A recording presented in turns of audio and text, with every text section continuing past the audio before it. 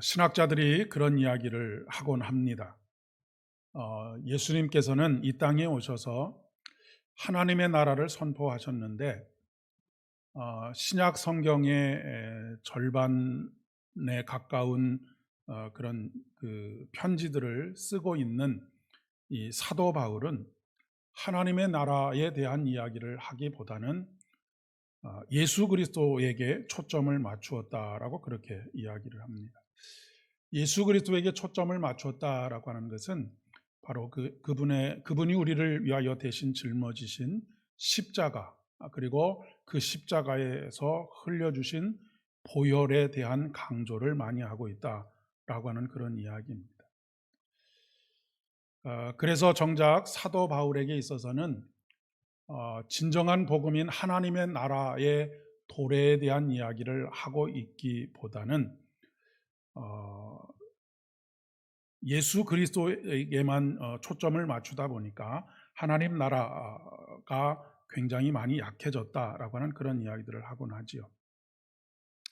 그래서 상당수의 학자들은 예수님께서 선포하신 복음과 사도 바울이 이야기한 복음은 서로 연속선상에 있는 것이 아니라 불연속상에 선상에 있다라고 그렇게 이야기를 하기도 합니다. 하지만 이런 주장들은 굉장히 과한 주장이다라고 이야기할 수가 있겠고요. 제 입장에서의 바울은 예수님께서 전하신 복음, 즉 하나님 나라의 연속선상에 있다라고 그렇게 이야기할 수가 있겠습니다. 바울이 전하는 복음과 바울의 곁에서 바울의 모든 삶을 함께 동행하고 살폈던 누가라고 하는 사람이 있죠. 이 누가라고 하는 사람이 누가복음 20장 25절에 뭐라고 기록하고 있느냐면, 바울이 로마에서 2년간 자기 셋집에 유하며 사람들을 영접하고 가르친 것은 하나님 나라와 주 예수 그리스도에 관한 것이었다라고 그렇게 정확하게 기록을 하고 있기 때문에 그렇습니다. 단지 바울은 그 하나님의 나라가 이루어지도록 하는 예수 그리스도에게 초점을 맞추고 예수 그리스도에게 집중하고 있는 이유가 있는데, 그 가장 결정적인 이유는 무엇이냐면 초대교회가 처해져 있는 현실 때문입니다. 우리가 사도 바울에 대해서 알 수 있는 것은 그가 쓴 편지, 그 안에서 그가 어떤 이야기를 했느냐라고 하는 것을 통해서 사도 바울이 무슨 이야기를 했는지를 알 수가 있는데, 이 서신서라고 하는 것은 누구를 향하여서 보내는 편지냐면 초대교회, 특별히 터키를 중심으로 한 소아시아에 있는 교회들을 향하여서 보내는 편지들, 그리고 로마를 향하여서 보내는 편지들, 뭐 이런 편지들입니다. 그러니까 이 편지 안에는 복음의 전체를 담고 있기보다는 그 교회가 지금 처해져 있는 상황 속에서 그 교회들을 어떻게 바로 세울 것인지에 대해서 이야기할 수밖에 없는 그런 한계가 있다라고 하는 것입니다. 만약에 사도 바울이 이 편지들이 나중에 그 성경이 되어서 그 성경을 2023년도 삼보교회에 있는 성도들에게도 읽혀질 것이다라고 그렇게 생각을 하고 썼다고 한다면 그렇게 쓰지만은 않았겠지요. 복음의 전체를 다 담고 그 안에서 또 그 교회들을 향한 이야기들을 담았을 터인데, 사도 바울이 처음부터 이 편지를 쓴 것은 먼 훗날에 이것이 성경이 될 것이다 라고 하는 것을 예상하고 쓴 것이 아니라 각 교회가 지금 처해져 있는 상황과 그들이 가지고 있는 문제들에 대해서 어떻게 해야 할지 알지 못해서 굉장히 혼란스러워하고 있는 그들에게 꼭 필요한 가르침들을 하고 있기 때문이라고 하는 것입니다. 특별히 이 초대교회에는 1세기로 가까워질수록 더 그렇지만 이단 사상들이 굉장히 많이 있었습니다. 이단 사상의 핵심은 어디에 있느냐면 다른 예수를 전하는 것이고 다른 복음을 전하는 것이죠. 그렇기 때문에 사도 바울이 한 가지 집중할 수밖에 없었던 것이 뭐냐면 오직 예수밖에 다른 길이 없다라고 하는 것을 각 교회들에게 계속해서 강조할 수밖에 없었던 것입니다. 하나님의 나라를 도외시한다든지 하나님의 나라에 대해서 임하신 하나님의 나라에 대해서 관심이 없다라고 하는 그런 이야기가 아니라 각 교회가 처해져 있는 상황 속에서 각 교회들이 예수 없는 복음, 예수 없는 하나님의 나라, 그런 것들을 꿈꾸고 도덕적이거나 아니면 아예 그 탈율법적인 그런 삶을 살아가는 것에 대해서 오직 예수 그리스도를 통해서 이루어지는 하나님의 나라, 이것을 강조하다 보니까 예수 그리스도에게 모든 초점을 맞출 수밖에 없었다라고 하는 그런 이야기고요. 그리고 특별히 또 로마서나 또 갈라디아서 같은 경우, 그리고 이 빌립보서에도 그렇지만 대표적으로 로마서나 갈라디아서 같은 경우에는 한 3분의 2 정도는 기독교 신앙의 교리적인 면에 대해서 다루고 있고, 한 3분의 1 정도는 그러면 우리가 구원받은 사람들로서 하나님 나라를, 하나님의 통치 아래에 있는 하나님의 나라를 이 땅에서 살아가는데 하나님 나라의 백성으로서 어떻게 살아야 하는지에 대해서 말씀하고 있습니다. 그런데 문제는 한국 교회가 그동안 예수 그리스도의 십자가와 고난에만 초점을 맞추고 있었다라고 하는 것입니다. 이것은 사도 바울을 오해한 것이기도 하고요. 그리고 우리 이 개신교가 서 있는 신앙의 전통이 그런 그 경향성을 가지고 있기 때문이라고도 이야기할 수가 있겠습니다. 교회에 와서 가장 많이 듣는 말씀이 무엇입니까? 예수를 믿으면 구원을 받는다라고 하는 이야기입니다. 예수를 믿으면 구원을 받는다라고 하는 말은 곧 칭의입니다. 의롭게 된다라고 하는 것이죠. 이렇게 여기에 초점을 맞추게 된 이유가 무엇이냐면 더 많은 사람들이 예수를 알게 하고 예수를 믿게 함으로 말미암아서 구원을 얻게 하려고 하기 위함입니다. 이 일은 참으로 소중한 일입니다. 그런데 문제는 예수를 믿고 의롭게 된 것만으로 우리의 신앙의 삶이 끝나는 것이 아니고 구체적으로 하나님께서 다스리시는 우리 이 세상 속에서 우리가 어떻게 하나님의 뜻대로 살아가야 하느냐라고 하는 것, 이것이 바로 이제 성화의 삶이라고 이야기할 수가 있겠죠. 우리 장로교 신앙의 가장 핵심이 바로 여기 있습니다. 그런데 사실은 그동안의 이 성화의 삶, 곧 하나님 나라의 백성으로서의 삶에 대한 관심도 별로 없었고, 그렇기 때문에 강단에서 그것에 대한 강조도 별로 없었던 것이죠.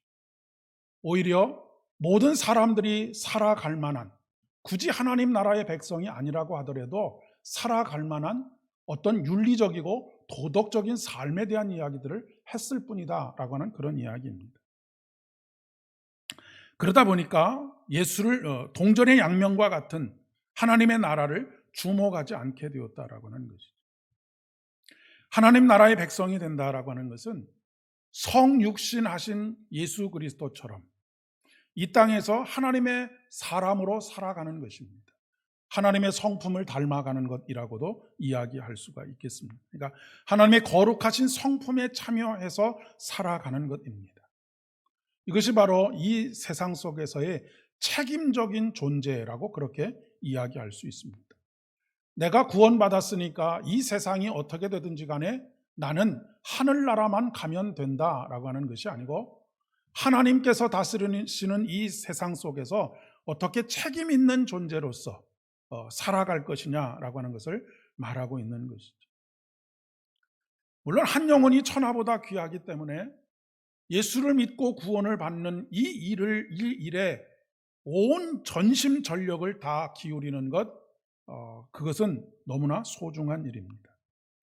그러나 여러분, 로마 교회의 부패가 언제부터 시작이 됐는가라고 하는 것을 역사적으로 따져보면 콘스탄티누스 황제가 모든 로마에 속해 있는 사람들은 다 그 교회에 속해 있다라고 그렇게 선언을 하는 것, 바로 국교로 공인하면서부터 교회가 타락하기 시작했습니다.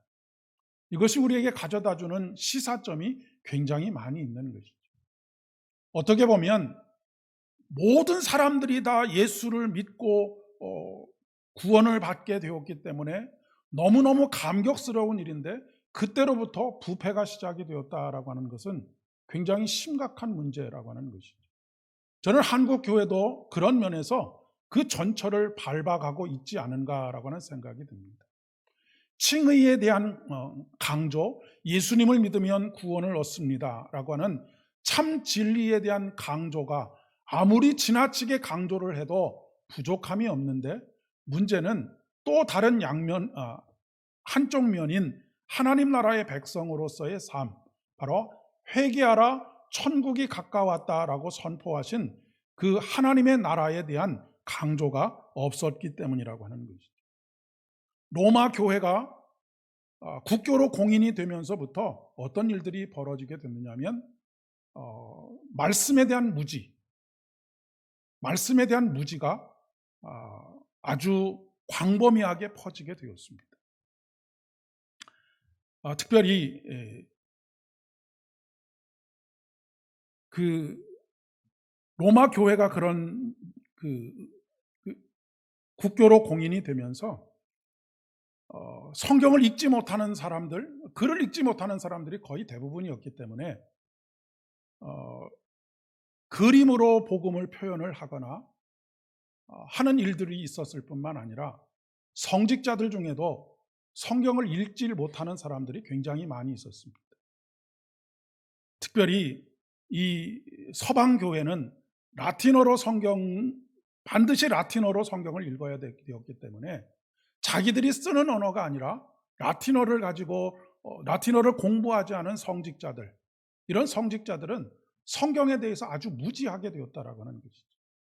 그러다 보니까 어떻게 되겠습니까? 성경이 뭐라고 하나님께서 뭐라고 말씀하시는지에 대해서가 아니라 그냥 듣고 경험한 것들을 가지고 사람들에게 이것이 복음이다라고 그렇게 이야기하는 무모한 일들이 벌어지게 되었다라고 하는 것입니다. 그것은 그 이전에 기독교가 탄압을 받을 때에는 최소한 한 사람의 세례 교인으로서 그 공동체에 받아들여지기 위해서는 3년 동안이나 교리 공부를 너무너무 철저하게 공부를 하고 하나님은 어떤 분이신지를 정확하게 알고 예수를 믿었기 때문에 그런 얼토당토하는 삶에 대해서 배격하고 온전히 하나님을 따르는 그런 삶을 살 수가 있었던 것과 반해서 그런 일들이 일어났다라고 하는 것입니다. 근데 우리 한국 교회가 지금 점점 그렇게 되어져 가는 것 같습니다. 한동안 80년대에 말씀에 대한 간절한 사모함이 있었던 것이 이제는 말씀을 배우고 듣는 일에 등한시하게 되었고, 뿐만 아니라 더 절망적이고 더 걱정이 되는 것은 다음 세대가 이 말씀에 대해서 얼마나 배우고 있는지에 대해서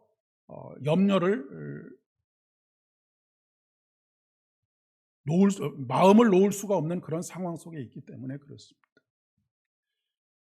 일주일에 한 번, 그것도 10분, 15분 말씀을 배우는 것으로 어떻게 신앙의 토대들을 세워갈 수 있겠는가라고 하는 것이죠. 수많은 그리스도인 부모들이 세상의 학문을 배우는 데에는 많은 것들을 쏟아붓지만 말씀을 가르치고 그 말씀 위에 삶을 세워가는 일에 대해서는 사실은 굉장히 무관심합니다. 특별히 부모가 그 역할을 전혀 감당하지 못하고 교회에다가 맡기고 있는데, 교회에서조차도 그 일들이 참 어려워지게 된 상황이라고 하는 것이죠.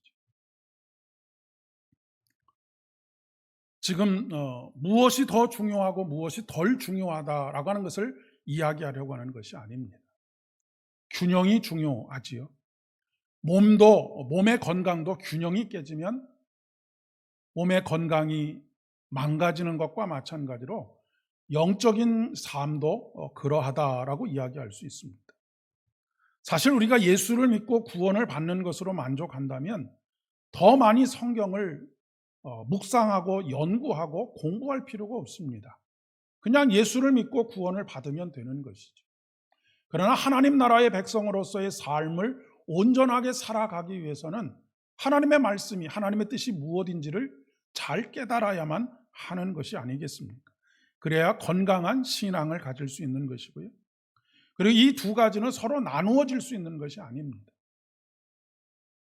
나누어질 수 있는 것이 아니라 통으로 이해해야 하는 것이죠. 성경이 말하는 것은 영과 혼이 그리고 육체가 서로 나누어져 있는 것이 아닙니다. 히브리인들의 사고는 이 모든 것이 하나가 되어져 있는 것이죠. 현대 그리스도인들의 가장 큰 신앙적 위기는 고난이 없는 영광을 추구한다라고 하는 것입니다.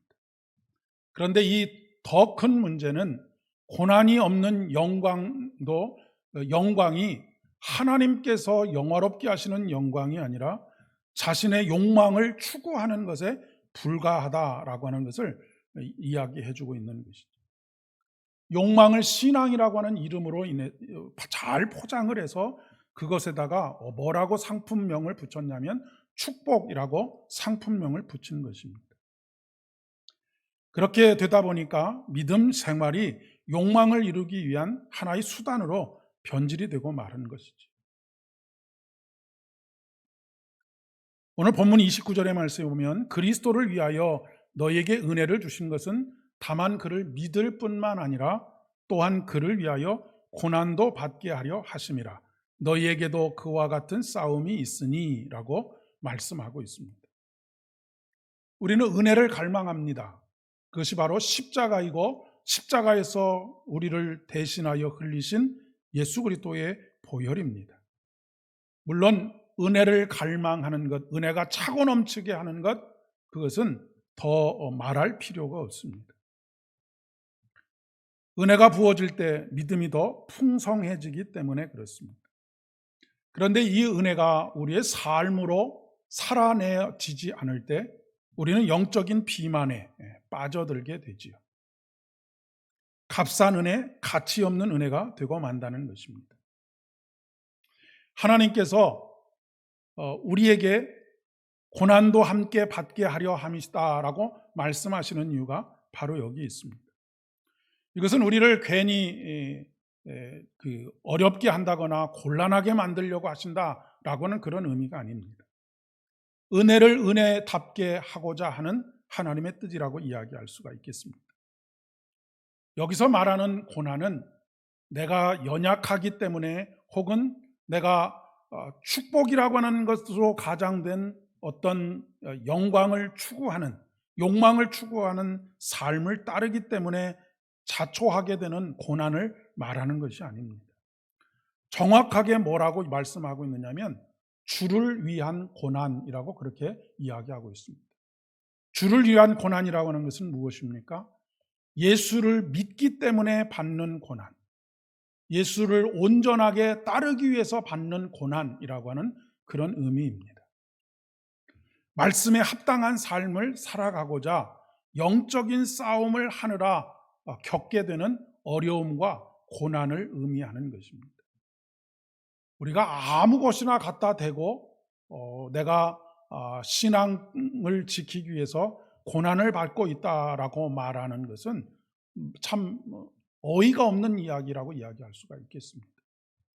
여기서 말하는 고난은 그런 고난이 아니기 때문에 그렇습니다. 우리는 보통 예수를 잘 믿으면 고난이 없어지는 것처럼 생각합니다. 그리고 모든 일이 뜻대로 잘 될 것이라고 그렇게 기대를 하지요. 그런데 여러분, 지나온 기독교 역사를 통해서 보면 우리 믿음의 선배들 가운데 고난이 없었던 분들은 한 분도 없음을 발견하게 됩니다.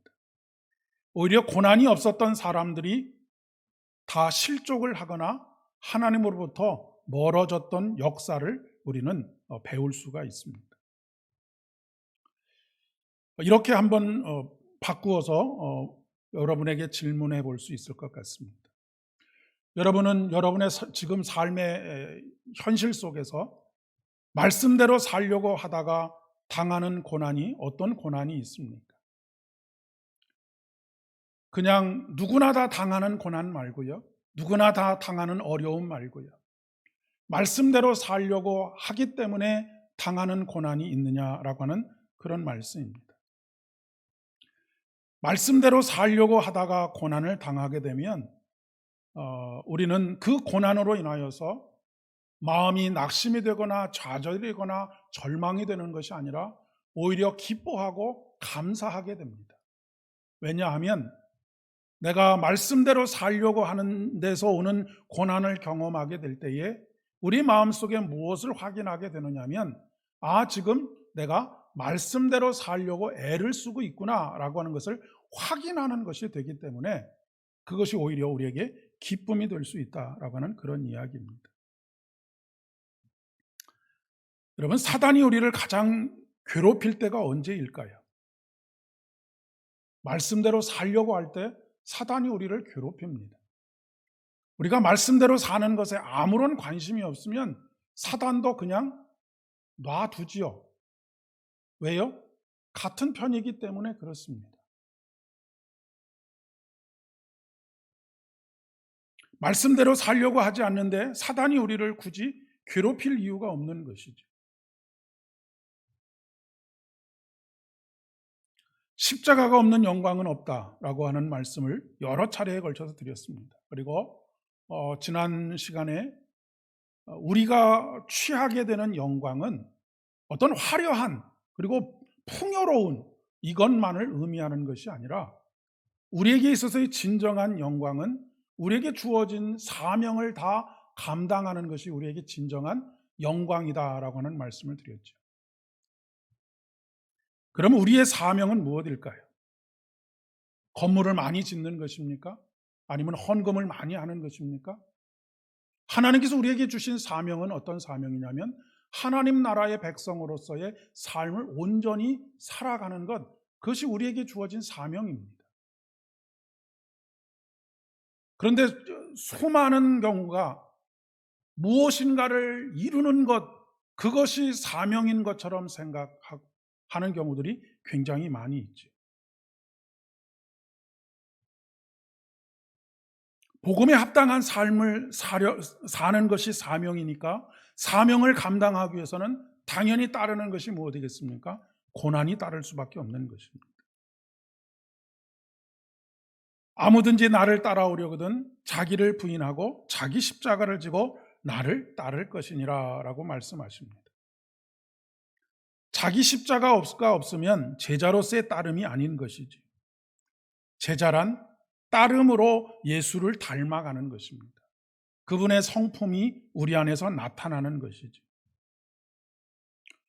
요즘 전 세계가 하나의 이런 지구촌이라고 할까요? 인터넷으로 연결된 전 세계가 아이돌 팬덤이라든지 아니면 요즘 중년의 분들은 트롯 그 중에서도 임영웅이라고 하는 사람에 대한 팬심은 가히 상상을 초월하는 것 같습니다. 팬은 스타를 좋아하는 사람이지요. 그리고 그 스타를 위해서 선한 일을 하기도 합니다.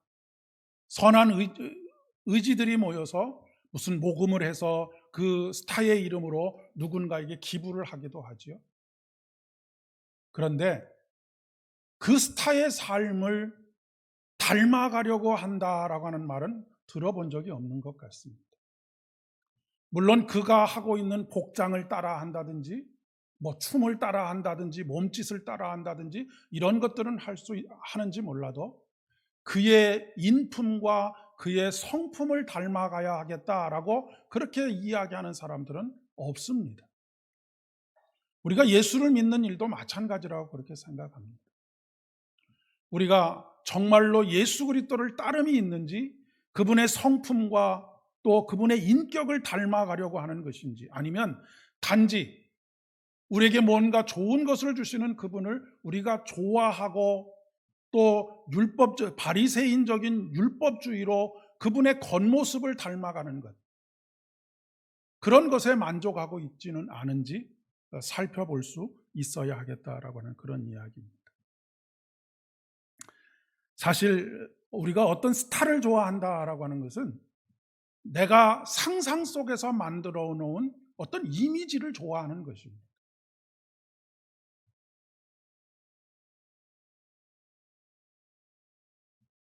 그러나 하나님의 성품을 닮으려고 하는 사람들은 감내해야 될 고통들이 있습니다. 우리가 정말로 관심을 가져야 할 것은 하나님의 실체, 하나님은 누구이신지, 그 하나님에게 있어서 나는 누구인지, 그리고 하나님께서 이루신 그 세상 속에서 살아가는 내가 어떤 삶을 살아가야 하는지에 대해서 초점을 맞춰야 한다라고 하는 그런 이야기입니다. 여러분이 잘 아시는 것처럼 예수님께서 공생애를 살아가시는 동안에 수많은 무리들이 예수님을 따랐죠. 하지만 예수님께서 고난을 당하시는 고난의 현장에 남아있는 사람들은 손에 꼽았습니다. 예수님을 안다고 인정하는 일이 위협이 되고 손해가 될까봐 모른다고 부인을 했지요. 수제자인 베드로가 그 장본인입니다. 요즘은 직장에서 그리스도인인 것을 드러내는 사람들이 거의 없다라고 해도 과언이 아닙니다. 그 이유가 뭐겠습니까? 그리스도인인 것을 드러내게 되면 그에 걸맞는 삶을 살아야 하기 때문에 그렇습니다. 그리고 그것 때문에 불이익이 올 수도 있기 때문에 그렇습니다. 반면에 그리스도인인 것을 드러내는 사람들도 있는데 그것은 더 처참한 결과를 나타낼 때도 있습니다. 왜냐하면 그리스도인답지 않은 삶을 살면서 그리스도인인 것을 자랑스럽게 이야기하기 때문에 그렇습니다. 그러면서 조금도 손해를 보려고 하지 않는 그런 모습들을 너무나 자연스럽게 나타내는 것이죠. 우리는 예수님 때문에 억울할 때도 참아야 하는 경우들이 많이 있습니다. 손해보는 줄 알지만 감내해야 할 때도 있습니다. 주님께서 우리를 위해서 참으신 것처럼 우리들도 주를 위해서 감내하는 것입니다. 성경은 그렇게 말씀하고 있지요. 우리가 고난을 당할 때 그리스도를 생각함으로 참으면 그 사람은 복이 있다라고 말씀하고 있습니다. 단순히 착한 사람, 옳은 사람이 되라라고 하는 것이 아니라 예수 때문에 그렇게 살아가기를 작정한 사람을 말하는 것입니다. 오늘 가장 심각한 영적인 위기는 십자가가 없는 영광을 추구한다는 것입니다. 그것은 예수가 없는 하나님의 나라를 꿈꾸는 것하고 똑같습니다. 그렇게 되면 굳이 예수가 아니어도 되는 것이죠. 사람들이 굳이 예수가 아니어도 되기 때문에 예수가 없는 삶을 선택하면서 욕망을 따라 살아가게 되는 것입니다. 복음에 합당한 삶이 아니라 수단과 방법을 가리지 않는 삶을 사는 것이죠. 이런 삶을 살았던 초대교회의 대표적인 사람들이 영지주의자들이거나 아니면 오늘날로 이야기하면 구원파와 같은 사람들, 신천지와 같은 사람들입니다. 영지주의는 그들이 가지고 있는 영적인 지혜, 그 지혜는 아무에게나 주어지지 않는 것인데 그 지혜를 가지고 있는 사람들은 삶에 대한 관심을 전혀 가지지 않았습니다. 오늘날 구원파도 그렇고 신천지도 마찬가지죠. 구원파에서 나타났던 일이 무엇입니까? 살인을 저질러도 이것은 육체에 관련된 일이기 때문에 그 살인을 저질러도 죄책감을 느끼지 않는 것입니다. 신천지의 대표적인 교리 중에 모략이라고 하는 교리가 있습니다. 모략이라고 하는 교리는 자신들이 원하는 목표를 달성하기 위해서 이 사람을 속이는 수단, 그 수단은 정당화가 된다라고 하는 그런 교리입니다. 그러나 여러분, 우리에게 중요한 것은 목적이 정당한 것만큼이나 수단이 정당해야 합니다.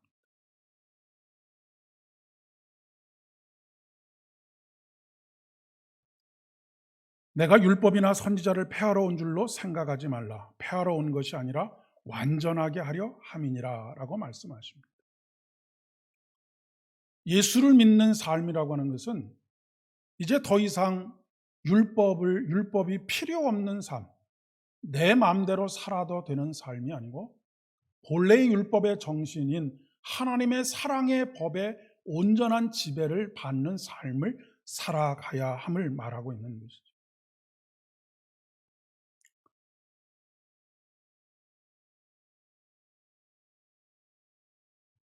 그동안 우리가 우리의 삶을 살아가면서 예수 때문에 고난을 받고 예수 때문에 참아야 하고 예수 때문에 눈물 흘려야 하는 일들이 없었다고 한다면,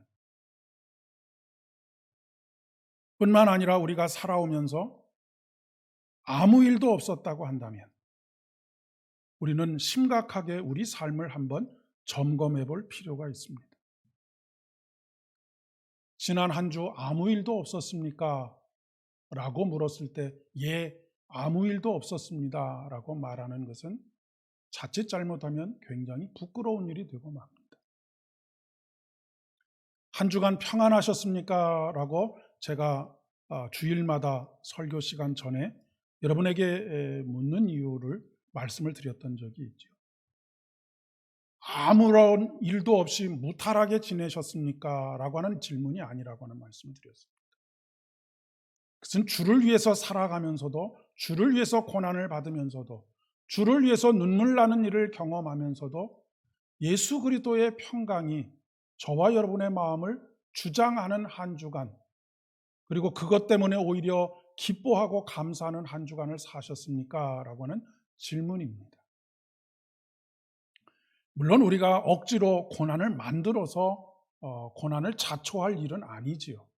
하지만 복음에 합당한 삶을 살기 위해서 어쩔 수 없이 우리가 겪어야 할 그 고난, 어려움, 그리고 우리 마음속에 때때로는 원통하게 느껴지는 그 일까지도 온전히 주를 위하여 감당하는 그런 복된 믿음의 여정 되어지실 수 있기를 진심으로 축복합니다. 기도하겠습니다. 은혜가 풍성하신 참 좋으신 아버지 하나님, 오늘 우리의 삶 속에서 과연 우리가 주를 위해서 살고 있는지, 주님을 믿고 주님을 따르기 위해서 살아가다가 어떤 고난을 직면하면서 살고 있는지 우리 스스로에게 질문을 던질 수 있도록 은혜를 더하여 주시니 진심으로 감사를 드립니다. 아버지 하나님, 우리의 연약함 때문에 겪게 되는 고난이 아니라 오직 주님 때문에 겪게 되는 고난, 이 고난이 우리의 기쁨이 되게 하시고 복음에 합당한 삶을 살아감으로 인하여서 우리의 마음속에 샘솟듯 솟아나는 하늘의 기쁨과 평안으로 날마다 충만하게 하여 주시옵소서. 예수님의 이름으로 기도드립니다. 아멘. 이제는 우리 주님 예수 그리스도의 은혜와 아버지 하나님의 극진하신 사랑하심과 성령 하나님의 위로하심과 교통하심이 오늘 주를 위하여 살아가며 주를 따르며 주의 인격을 닮아가는 하나님 나라의 백성으로서의 삶을 살아가고자 다짐하고 돌아가는 사랑하는 모든 성도님들의 머리 위에와 가정과 일터와 사업장들 위에, 특별히 우리 교회 위에, 사랑하는 자녀들 위에 이제로부터 영원까지 함께 하옵시기를 간절히 축원하옵나이다. 아멘.